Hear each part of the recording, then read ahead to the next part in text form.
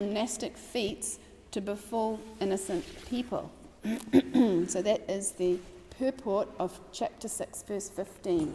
We're talking about Krishna, how Krishna responds to Arjuna when Arjuna says, the mind is more difficult to control than the raging wind. And Krishna says, it is difficult, but it can be done.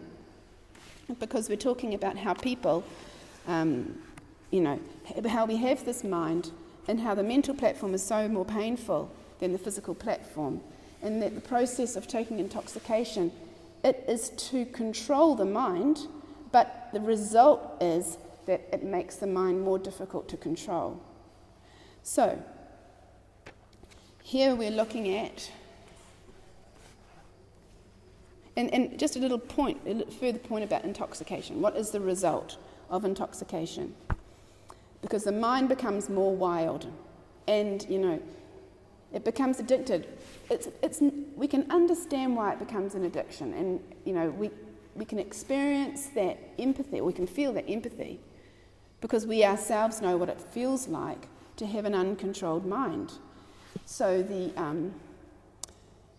but the thing is that when you take shelter of intoxication, you can be guaranteed that the pain that you're feeling is going to increase. There's going to be more paranoia. We forget that people are not thinking so much about us. And we think that they are, but they're actually not. And that paranoia stems from thinking that people are thinking a lot more about us than they are. So when the mind is sort of taking shelter of intoxication, then we forget that. We don't worry too much about what other people are thinking about ourselves. But the problem is that the paranoia will increase more. Because you can see that the intoxication makes us very centralized in our consciousness. We basically feel that we're in the center of everything and that everybody is, bouncing off us. But actually, this is the cause of the paranoia in the first place. So it increases it. To the point where you lose so much focus and so much, you can see that people who are, in our own experience, the paranoia is very intense and very painful, and you can see it when you're with someone who's taken intoxication a lot. And even when they're sober and they're trying to deal with something, they feel the anxiety and really strongly, and you can only feel very, very sorry and try to relieve them. The best way that we can actually relieve people from this pain and paranoia is through studying ourselves and trying to get this higher taste of the process of Krishna consciousness. Because when we study it, we can see that it's very practical. First of all, we need to get a taste, because that taste in Krishna consciousness is very tangible. And we feel, and how does it? When our mind is flowing towards Krishna.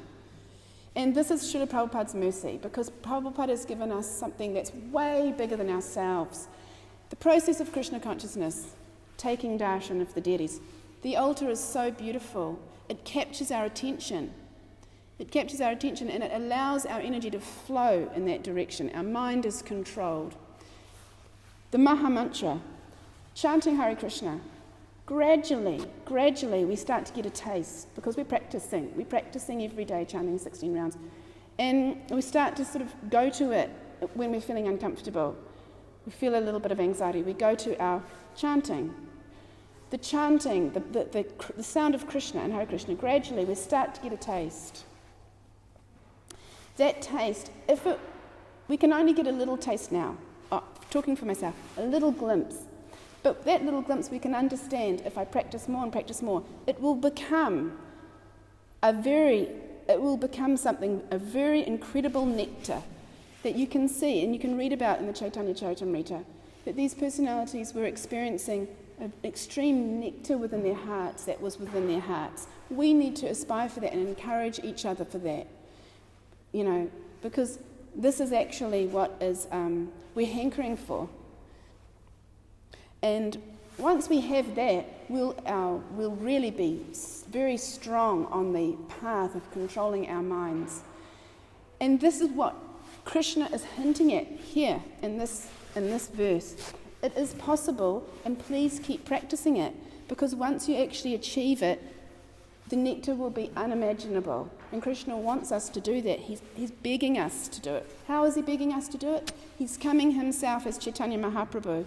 He's leaving aside all his goddesses of fortune and all of the beauty in Goloka Vrindavan, and taking the renounced order of life. He's eating, he eats, as Jagannath, he eats 56 times a day, or he can eat anything and everything. But he's given that all up, and he's given that up, but actually that's not even the enjoyment of Krishna. Krishna enjoys receiving the offerings of his devotees. That's actually what the real enjoyment is, because then he gets to reciprocate with those people, those personalities, and give them what he's experiencing. So that love and that nectar that he's experiencing, he's even given that up to come as Chaitanya Mahaprabhu, because it's a renounced form of life. But why did he do that?